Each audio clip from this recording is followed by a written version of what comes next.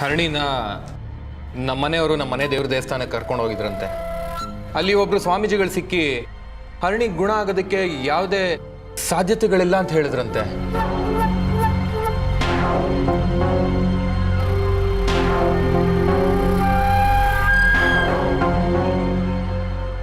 ನಾವು ಡಾಕ್ಟರ್ ಹತ್ರನೂ ತೋರಿಸಿದ್ವಿ, ನಾಡಿ ಮಿಡ್ತ ನೋಡಿ ಹೇಳುವಂಥ ಸ್ವಾಮಿಗಳ ಹತ್ರನೂ ತೋರಿಸಿದ್ವಿ.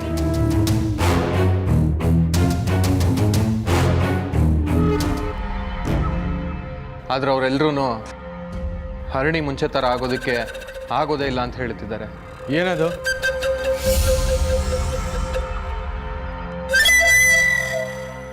ಹರಣಿಗೆ ದಯಾಮರಣ ಕೊಡಿಸ್ಬಿಡೋಣ ಅಂತ ತೀರ್ಮಾನ ಮಾಡಿದ್ದೀವಿ.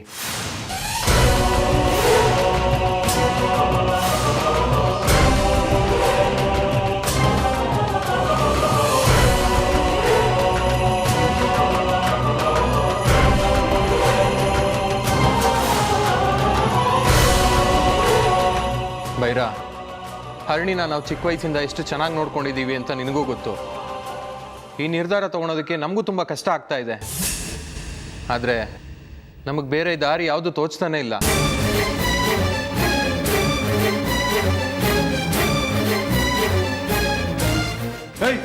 ಹೇಳೋ ಮೇಲೆ ಎದ್ದಾಡ, ಒಂದು ಕ್ಷಣ ಇಲ್ಲಿ ಇರ್ಬೇಡ, ಹೊರಡ್ತಾರು.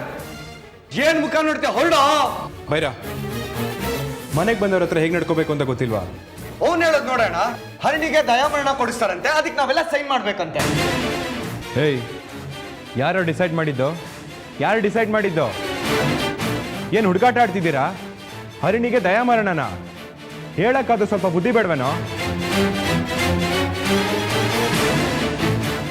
ನಮ್ಮ ದೇಶದಲ್ಲಿ ದಯಾಮರಣ ಬೇಕು ಅಂದ್ರೆ ಕಾನೂನಿಂದ ಪರ್ಮಿಷನ್ ತರಬೇಕು. ಒಂದು ವೇಳೆ ಕಾನೂನೇ ಪರ್ಮಿಷನ್ ಕೊಟ್ಟರು ನಾವು ಕೊಡ್ತೀವಿ ಅಂತ ಹೇಗೆ ಅನ್ಕೊಂಡೆ?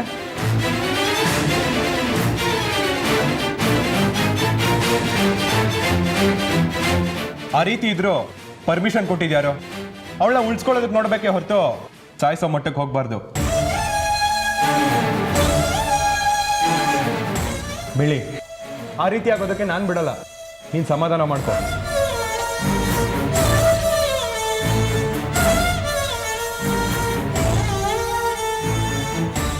ಹರಣಿ ನರಳಾಟ ನೋಡಕ್ಕಾಗ್ದೆ ನೆಮ್ಮದಿಯಾಗಿ ಪ್ರಾಣ ಬಿಡ್ಲಿ ಅಂತ ಪ್ರಯತ್ನ ಪಟ್ರೆ ಎಲ್ರು ನಾನೇ ಕೊಲೆಗಾರ ಅನ್ನೋಂಗ್ ನೋಡಿದ್ರು. ಇವಾಗ ಇವರು ಹರಣಿನೇ ಸಾಯಿಸೋಕೆ ಅಂತ ಹೊರಟಿದ್ದಾರೆ. ನಾನ್ ಮಾಡಿದ್ರೆ ತಪ್ಪು, ಇವ್ರು ಮಾಡಿದ್ರೆ ಸರಿನಾ? ಯೋಗ್ಯತೆ ಏನು ಅಂತ ತೋರಿಸ್ಬಿಟ್ರು ನೋಡೋಣ.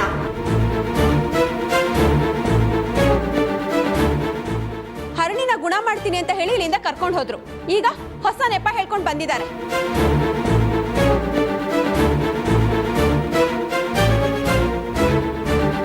ದಯಾಮರಣ ಆಗ್ಲಿ ಬಿಡುಗಡೆ ಮಾಡೋದಾಗ್ಲಿ ಎರಡು ಕೊಲೆ ಲೆಕ್ಕಕ್ಕೆ ಬರುತ್ತೆ. ನಮ್ಮ ಹರಿಣಿ ಗುಣ ಆಗಬೇಕು, ಆಗ್ತಾಳೆ.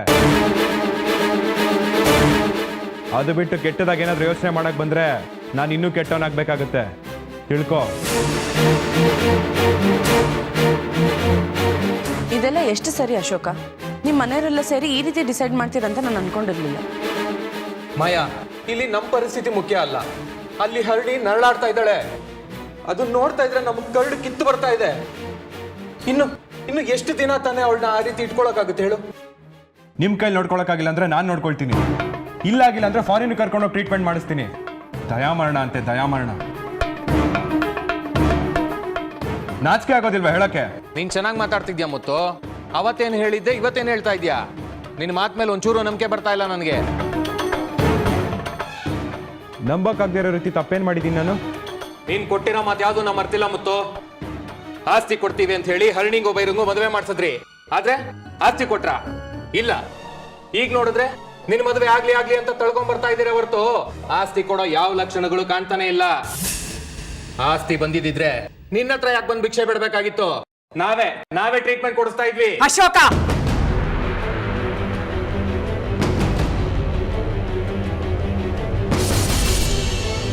ಯಾರ ಮನೆಗೆ ಬಂದು ಏನ್ ಮಾತಾಡ್ತಾ ಇದೆ ಅಂತ ಗೊತ್ತಾ?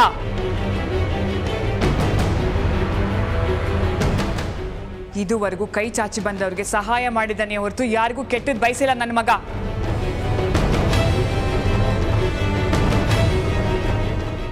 ಅಂಥದ್ರಲ್ಲಿ ನಿನ್ನ ಮನಸ್ಸಿಗೆ ಬಂದಾಗ ಮಾತಾಡೋದಕ್ಕೆ ಯಾರು ನಿನಗೆ ಪರ್ಮಿಷನ್ ಕೊಟ್ಟಿದ್ದು? ನನ್ನ ಮುಂದೆನೆ ಮುತ್ತು ವಿರೋಧವಾಗಿ ಮಾತಾಡೋಷ್ಟು ದೊಡ್ಡವನಾಗಿದ್ಯಾ ನೀನು? ಇನ್ನು ಒಂದು ಮಾತಾಡಿದ್ರೂ ಪರಿಣಾಮ ನೆಟ್ಟಿರೋದಿಲ್ಲ. ಸಂಬಂಧಿಕ ಅನ್ನೋದು ನೋಡದೆ ಮನೆಯಿಂದ ಆಚೆ ಒದ್ದು ಕಳಿಸ್ತೀನಿ, ಹುಷಾರ್.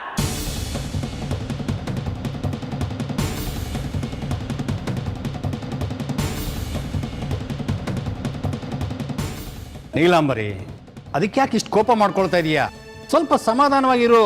ಇಲ್ಲಣ್ಣ, ನಾನು ಏನು ಬೇಕಾದ್ರೂ ಸಹಿಸ್ಕೋತೀನಿ, ಆದ್ರೆ ಮುತ್ತುಗೆ ಅವಮಾನ ಆಗೋದನ್ನ ಮಾತ್ರ ನಾನು ಸಹಿಸ್ಕೊಳ್ಳಲ್ಲ.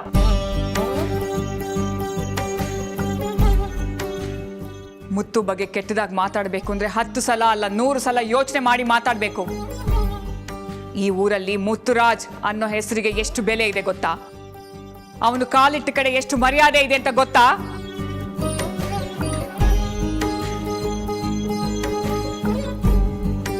ಈ ಊರಲ್ಲಿ ಎಷ್ಟೋ ಜನ ಮುತ್ತು ಫೋಟೋ ಇಟ್ಟು ಪೂಜೆ ಮಾಡ್ತಾರೆ. ನೀವು ಒಂದಾದ್ರೂ ನೆಟ್ಟಿಗಿರೋ ಕೆಲಸ ಮಾಡಿದ್ದೀರಾ? ನಿಮ್ ಫೋಟೋ ಇಟ್ಟು ಪೂಜೆ ಮಾಡೋದಿರ್ಲಿ, ಈ ಊರಲ್ಲಿ ನಿಮಗೆ ನೆಟ್ಟಿಗೆ ಮರ್ಯಾದೆ ಕೊಡ್ತಾರ ನೋಡ್ಕೊಳ್ಳಿ. ಚಿಕ್ಕಮ್ಮ, ಇದು ನನ್ನ ವಿಷಯ ಅಲ್ಲ ಚಿಕ್ಕಮ್ಮ. ಹರಿಣಿ ವಿಷಯನೇ ಆಗಿರ್ಬೋದು ಮುತ್ತು. ನನ್ನ ಮುಂದೆ ಅಲ್ಲ, ಊರವ್ರ ಮುಂದೆನೂ ಕೂಡ ನಿನ್ನ ವಿರುದ್ಧ ಕೆಟ್ಟದಾಗಿ ಯಾರು ಮಾತಾಡೋದು ನನಗೆ ಇಷ್ಟ ಆಗೋದಿಲ್ಲ. ಅಶೋಕ, ನಿನಗೇನು ಆಸ್ತಿ ತಾನೇ ಬೇಕು? ಬೈರಾ, ಅವನಿಗೆ ಎಲ್ಲೆಲ್ಲಿ ಬೇಕೋ ಅಲ್ಲಿ ಸೈನ್ ಮಾಡಿಕೊಡು. ನಿನ್ನ ಪಾಲಿನ ಆಸ್ತಿನ ಇಟ್ಕೊಂಡು ಅವರೇ ಸಂತೋಷ ಪಡ್ಲಿ. ಚಿಕ್ಕಮ್ಮ, ನಾವು ಆಸ್ತಿ ಬರ್ಕೊಟ್ರೆ ಹರಿಣಿ ಗುಣ ಆಗಲ್ಲ, ಅದಕ್ಕೆ ಬೇರೆ ದಾರಿನೇ ಹುಡುಕ್ಬೇಕು. ನೋಡ್ ಮುತ್ತು, ನಿನ್ನ ಮೇಲೆ ನನಗೆ ಯಾವುದೇ ಥರದ ದ್ವೇಷ ಇಲ್ಲ. ಇನ್ನು ನಾನು ಮಮತಾ ಇಬ್ಬರೇ ಅಪ್ಪ ಅಮ್ಮನ ಎಷ್ಟು ದಿನ ನೋಡ್ಕೊಳಕ್ಕಾಗತ್ತೆ ಹೇಳು? ಅವ್ರಿಗೂ ವಯಸ್ಸಾಯಿತು, ಇನ್ನು ನಂಜುಣ್ಣಂಗೆ ಮದುವೆ ಆಗಬೇಕು. ನಮ್ಮನೇಲೂ ಒಂದಷ್ಟು ತೊಂದರೆಗಳಿದ್ದಾವೆ.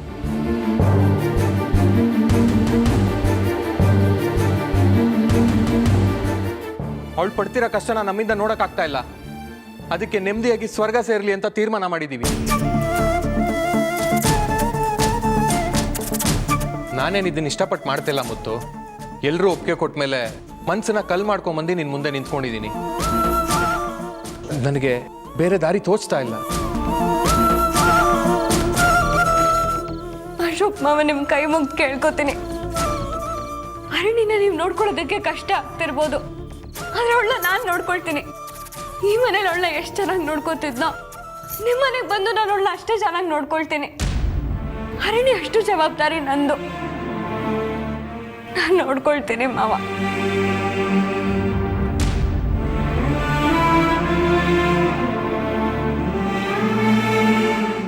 ಹರಿಣಿಗೆ ಯಾವ ಶಿಕ್ಷೆನೂ ಕೊಡೋ ಅವಶ್ಯಕತೆ ಇಲ್ಲ.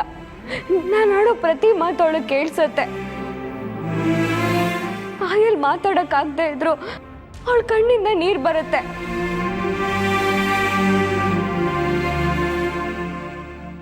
ಇನ್ನು 6 ತಿಂಗಳಲ್ಲಿ ಹರಿಣಿನ ಸಂಪೂರ್ಣವಾಗಿ ಗುಣ ಮಾಡ್ತೀನಿ. ಎಷ್ಟೇ ಕಷ್ಟ ಆದ್ರೂ ಪರವಾಗಿಲ್ಲ, ನನ್ನ ಪ್ರಾಣ ಒತ್ತೆ ಇಟ್ಟಾದ್ರೂ ಹರಿಣಿನ ನೋಡ್ಕೊಳ್ತೀನಿ. ದಯವಿಟ್ಟು ಮಾವ, ಮುತ್ತು ಮಾವ, ನೀವಾದ್ರೂ ಹೇಳಿ ಮಾವ.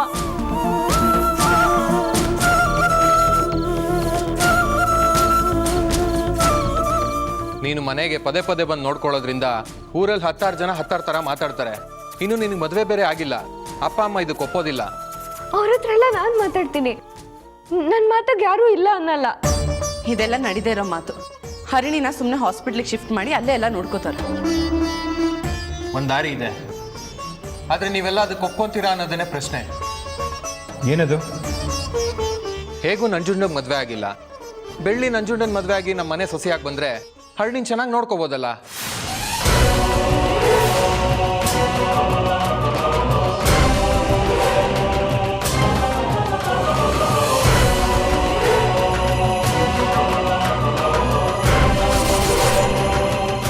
ಆಗ ಯಾವುದೇ ರೀತಿ ತೊಂದರೆಗಳಿರೋದಿಲ್ಲ. ನಾವು ಈ ರೀತಿ ನಿರ್ಧಾರಗಳನ್ನ ತಗೊಳ್ಳೋದು ಇಲ್ಲ. ಆರಾಮಾಗಿ ಮನೆ ಜೊತೆ ಹರಣಿನೂ ನೋಡಿಕೊಂಡು ನಮ್ಮೆಲ್ಲರ ಜೊತೆ ಇರ್ಬೋದು. ನಂಜುಂಡನ್ ಹೆಂಡತಿ ಅನ್ನೋ ಹಕ್ಕು ಬೆಳ್ಳಿಗಿರುತ್ತೆ. ಆಗ ಊರಲ್ಲಿ ಯಾರು ಏನೂ ಮಾತಾಡೋದಿಲ್ಲ. ಅಪ್ಪ ಅಮ್ಮನೂ ಈ ವಿಷಯಕ್ಕೆ ಒಪ್ತಾರೆ.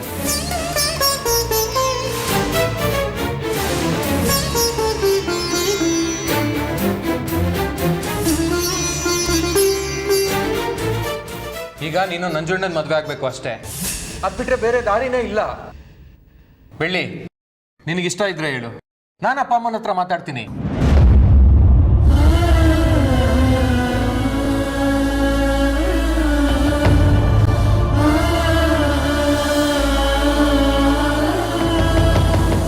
ಅಶೋಕ ಏನು ಹೇಳ್ತಾ ಇದೆಯಾ?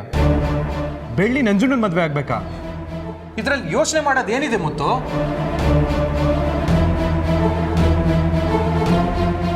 ನಂಜುಂಡ ಹೇಗಿದ್ರು ಬೆಳ್ಳಿಗೆ ಸೋದ್ರ ಮಾವ ಆಗ್ಬೇಕು, ಬೆಳ್ಳಿಗೂ ಮದುವೆ ಆಗ್ಬೇಕು, ನಂಜುಂಡಗೂ ಮದುವೆ ಆಗ್ಬೇಕು. ಇವರಿಬ್ರು ಮದುವೆಯಿಂದ ಹರಣಿ ಜೀವ ಉಳಿಯುತ್ತೆ ಅಂದ್ರೆ ನಾವೆಲ್ಲರೂ ಈ ಮದುವೆಗೆ ಒಪ್ಕೊಳ್ಳೋದು ಒಳ್ಳೇದಲ್ವಾ?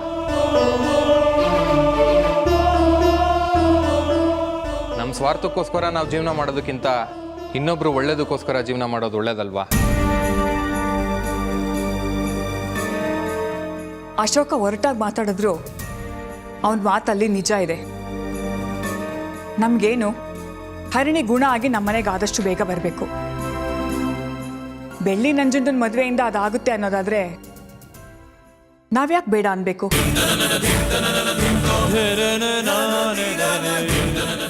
ಮಕ್ಕಳಿಗೋಸ್ಕರ ತಂದೆ ತಾಯಿ ಒಂದಾಗಿ ಬಾಳ್ತಾರೆ. ಹಾಗೆ ಹರಣಿಗೋಸ್ಕರ ನಂಜುಂಡ ಬೆಳ್ಳಿ ಈ ತೀರ್ಮಾನ ತಗೋಬೇಕು. ಮುತ್ತು, ಬೆಳ್ಳಿ ತಾನಾಗೆ ಒಂದು ತೀರ್ಮಾನಕ್ಕೆ ಬರೋದು ತುಂಬ ಕಡಿಮೆ. ನೀನು ಒಂದು ಮಾತು ಹೇಳಿದ್ರೆ ಅವಳು ಒಪ್ತಾಳೆ. ಬೆಳ್ಳಿನ ಒಪ್ಸೋ ಜವಾಬ್ದಾರಿ ನಿಂದು ಮುತ್ತು. ಅವಳು ನಿಧಾನಕ್ಕೆ ಯೋಚನೆ ಮಾಡಿ ಒಂದು ತೀರ್ಮಾನಕ್ಕೆ ಬರೋದಕ್ಕೆ ಹೇಳು.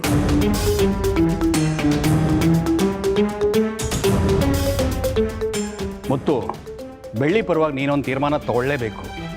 ನೀನು ಏನೇ ತೀರ್ಮಾನ ತಗೊಂಡ್ರು ಅದು ಬೆಳ್ಳಿ ಪರವಾಗಿರುತ್ತೆ ಅನ್ನೋದು ಬೆಳ್ಳಿಗೂ ಗೊತ್ತಿರುತ್ತೆ.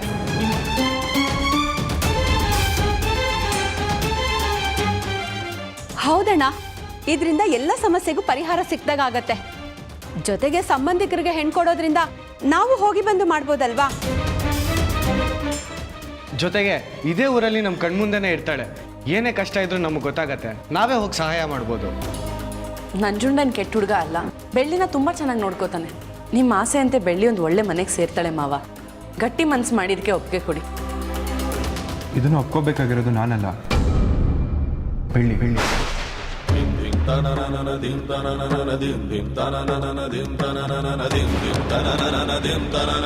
ಮದುವೆ ಆಗ್ತಿರೋದು ಅವಳು ಅಂದಮೇಲೆ ಏನೇ ನಿರ್ಧಾರ ಇದ್ರೂ ಅವಳೇ ತಗೋಬೇಕು. ನಾನು ಮದುವೆ ವಿಚಾರವಾಗಿ ಯಾವತ್ತೂ ಬಲವಂತ ಮಾಡಿಲ್ಲ, ಇನ್ನು ಮುಂದೆನೂ ಮಾಡಕ್ ಹೋಗಲ್ಲ.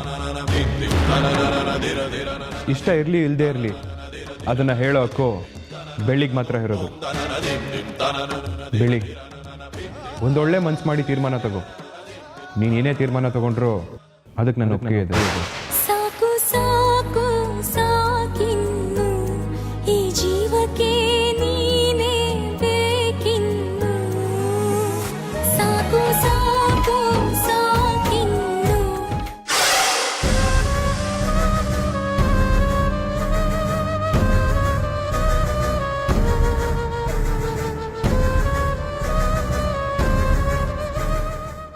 ಅವಳೇ ನಿರ್ಧಾರ ಹೇಳೋವರೆಗೂ ಅವಳನ್ನ ಒಬ್ಬಳನ್ನೇ ಬಿಟ್ಬಿಡಿ ಚಿಕ್ಕಮ್ಮ. ನಂಗೆ ಸ್ವಲ್ಪ ಕೆಲಸ ಇದೆ, ನಾನು ಬರ್ತೀನಿ. ಸರಿಪ್ಪ.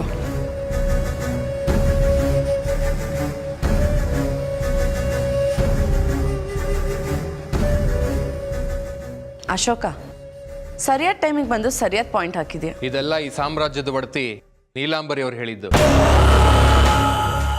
ಅವ್ರು ಹೇಳ್ದಾಗ ಕುಣಿಯೋದು ನಮ್ಮ ಕರ್ತವ್ಯ ಅಲ್ವಾ? ಬೆಳ್ಳಿ ಮದುವೆ ವಿಚಾರವಾಗಿ ಒಪ್ಕೊಂಡೇ ಒಪ್ಕೋತಾಳೆ. ಇನ್ನು ನಾವ್ಯಾರು ಭಯ ಪಡೋ ಅಗತ್ಯ ಇಲ್ಲ. ಅಶೋಕ, ಸದ್ಯದಲ್ಲೇ ನಂಜುಂಡಂಗೂ ಬೆಳ್ಳಿಗೂ ನಿಶ್ಚಿತಾರ್ಥ ನಡೆಯೋದ್ರಲ್ಲಿದೆ. ಮನೆಗೆ ಹೋಗಿ ಮದುವೆಗೆ ತಯಾರಿ ಮಾಡ್ಕೊಳ್ಳೋದಕ್ಕೆ ಹೇಳು. ನೀವ್ ಹೇಳಿದ್ಮೇಲೆ ಇಲ್ಲ ಅನ್ನೋದಕ್ಕಾಗತ್ತಾ? ಇವತ್ತೇ ಅಪ್ಪ ಅಮ್ಮಂಗೆ ವಿಷಯ ಮುಟ್ಟಿಸ್ತೀನಿ. ನಾನೇನು ಬರ್ತೀನಿ. ಮಾಯಾ, ಮಾಯಾ, ಇನ್ನು ನಿಂದು ಮುತ್ತುದು ಮದುವೆ ತಯಾರಾಗಿರು.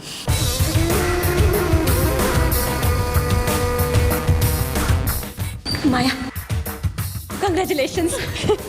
ಥ್ಯಾಂಕ್ ಯು ಅತ್ತಿಗೆ. ಬೆಳ್ಳಿ ನೋಡು, ನೀನು ನನಗೋಸ್ಕರ ನಂಜುಂಡ ಮಾವನ ಮದುವೆ ಆಗಕ್ಕೆ ಹೋಗ್ಬೇಡ. ಎಲ್ಲರೂ ನನ್ನ ವಿಷಯವಾಗಿ ನಿನ್ನನ್ನು ಬಳಸ್ಕೊತಿದ್ದಾರೆ. ನನ್ನನ್ನು ಚೆನ್ನಾಗಿ ನೋಡ್ಕೋಬೋದು ಅಂತ ಹೇಳಿ ನಿನ್ನ ಈ ಮನೆಯಿಂದ ಹೊರಗಡೆ ಹಾಕಕ್ಕೆ ಪ್ಲಾನ್ ಮಾಡ್ತಿದ್ದಾರೆ. ಒಂದು ವೇಳೆ ನೀನು ಇದಕ್ಕೆ ಒಪ್ಕೊಂಡ್ರೆ ನಿನ್ನ ಮುತ್ತು ಮಾವನ ಮದುವೆ ಕನ್ಸಾಗೆ ಉಳಿಯುತ್ತೆ, ಯಾವತ್ತೂ ನನ್ಸಾಗೋದಿಲ್ಲ. ಇದೆಲ್ಲ ಮಾಯ ಮಾಡ್ತಿರೋ ಕುತಂತ್ರ. ಆ ಕುತಂತ್ರಕ್ಕೆ ನೀನು ಬಲಿಯಾಗಬೇಡ. ಇನ್ನು ಸ್ವಲ್ಪ ದಿವಸ ಅಷ್ಟೇ, ನಾನು ಆದಷ್ಟು ಬೇಗ ಹುಷಾರಾಗಿ ಬರ್ತೀನಿ. ಏನು ಎಷ್ಟು ದಿನ ಹುಷಾರಾಗ್ತೀಯಾ? 10 ದಿನ, 10 ತಿಂಗಳು, 10 ವರ್ಷ? ನೋಡ್ಬೇಡಿ, ನೀನು ತಗೊಂಡಿರೋ ನಿರ್ಧಾರ ಸರಿಯಾಗಿದೆ. ಒಂದು ವೇಳೆ ನೀನು ತಡ ಮಾಡಿದ್ರೆ ಹರಿಣಿನ ಉಳಿಸ್ಕೊಳ್ಳೋದು ತುಂಬ ಕಷ್ಟ ಆಗತ್ತೆ. ನೀನೇನಾದರೂ ನಿಂದು ಮುತ್ತು ಮಾವನ ಮದುವೆ ಬಗ್ಗೆ ಯೋಚನೆ ಮಾಡಿದ್ರೆ ಅದು ನಿನ್ನ ಸ್ವಾರ್ಥ ಆಗತ್ತೆ. ನೀನು ಸ್ವಾರ್ಥಿ ಆಗ್ತೀಯ. ಸ್ವಾರ್ಥದ ಜೀವನ ಬಿಟ್ಟು ಇನ್ನೊಬ್ರು ಖುಷಿ ಬಗ್ಗೆ ಯೋಚನೆ ಮಾಡು. ಸ್ವಾರ್ಥಿ ಏನಿಲ್ಲ ಬೆಳ್ಳಿ, ಇದೇ ನಿಜವಾದ ಜೀವನ. ಇಲ್ಲ ಬೆಳ್ಳಿ, ನೀನು ಮದುವೆ ಆಗಲೇಬೇಕು. ಹರಣಿ ಜೊತೆ ಇರೋದಕ್ಕಾದ್ರೂ ನೀನು ನಂಜುಂಡ ಮಾವನ ಮದುವೆ ಆಗಬೇಕು. ನೀನು ದುಡುಕ್ತಿದ್ಯಾ ಬೆಳ್ಳಿ, ನೀನು ನಿಜವಾಗ್ಲೂ ದುಡುಕ್ತಿದ್ಯಾ? ಆ ಮಾಯ ನಿನ್ನನ್ನು ಉಪಯೋಗಿಸ್ಕೊತಿದ್ದಾಳೆ. ಅವಳು ಬೇಳೆ ಬೇಯಿಸ್ಕೊಳ್ಳೋಕ್ಕೆ ನಿನ್ನ ಹತ್ರ ನಾಟಕ ಮಾಡ್ತಿದ್ದಾಳೆ. ನೀನು ಅದಕ್ಕೆಲ್ಲ ಮರಳಾಗಬೇಡ. ನೀನು ನಂಜುಂಡ ಮಾವನ ಮದುವೆ ಆದರೆ ನಿಂಗೇನು ಸಿಗೋದಿಲ್ಲ. ಇಷ್ಟು ದಿವಸ ನಾನು ಕಷ್ಟಪಟ್ಟಿದ್ದೆಲ್ಲ ವ್ಯರ್ಥ ಆಗೋಗುತ್ತೆ. ದುಡುಕಿ ನಿರ್ಧಾರ ತಗೋಬೇಡ ಬೆಳ್ಳಿ, ನನ್ನ ಮಾತು ಕೇಳು. ಈ ಮದುವೆಗೆ ಒಪ್ಕೋಬೇಡ. ಇಲ್ಲ ಬೆಳ್ಳಿ, ಹರಿಣಿನ ಮೊದಲಿನ ಹಾಗೆ ಮಾಡೋದಕ್ಕಾದ್ರೂ ನೀನು ನಂಜುಂಡ ಮಾವನ ಮದುವೆ ಆಗಬೇಕು. ಬೆಳ್ಳಿ, ದಯವಿಟ್ಟು ನನ್ನ ಮಾತು ಕೇಳು ಬೆಳ್ಳಿ, ಈ ಮದುವೆಗೆ ಒಪ್ಕೋಬೇಡ. ಇಲ್ಲ, ನೀನು ಮದುವೆ ಆಗಲೇಬೇಕು. ಬೆಳ್ಳಿ, ದಯವಿಟ್ಟು ನನ್ನ ಮಾತು ಕೇಳು. ಇಷ್ಟು ದಿವಸ ನಾನು ಕಷ್ಟಪಟ್ಟಿದ್ದೆಲ್ಲ ವ್ಯರ್ಥ ಆಗೋಗುತ್ತೆ. ಈ ಮದುವೆಗೆ ಒಪ್ಕೋಬೇಡ. ಇಲ್ಲ ಬೆಳ್ಳಿ, ನೀನು ಮದುವೆ ಆಗಲೇಬೇಕು. ಬೆಳ್ಳಿ, ನಿನ್ನ ಕೈ ಮುಗ್ದು ಕೇಳ್ಕೊತೀನಿ, ದಯವಿಟ್ಟು ಈ ಮದುವೆ ಆಗಬೇಡ. ನನ್ನ ಮಾತನ್ನ ಕೇಳು. ಇಲ್ಲ ಬೆಳ್ಳಿ, ನೀನು ನನ್ನ ಮಾತು ಕೇಳಬೇಕು ಅಷ್ಟೇ.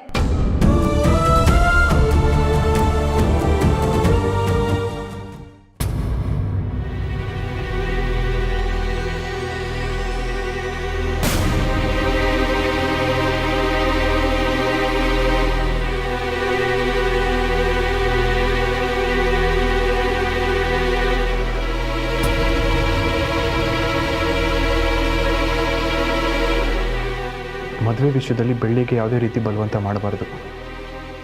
ಆದರೆ ಅವಳೇ ನಿರ್ಧಾರ ತಗೊಳ್ತಾಳೆ ಅನ್ನೋದೇ ಮುಖ್ಯ.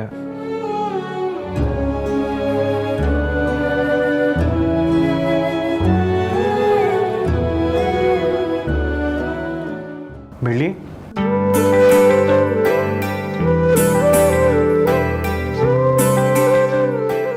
ಬಾಯಲ್ಲಿ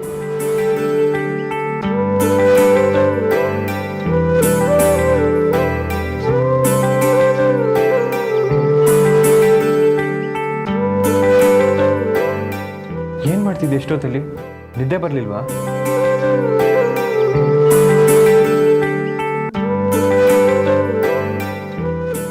ಬಾ ಕೂತ್ಕೋ.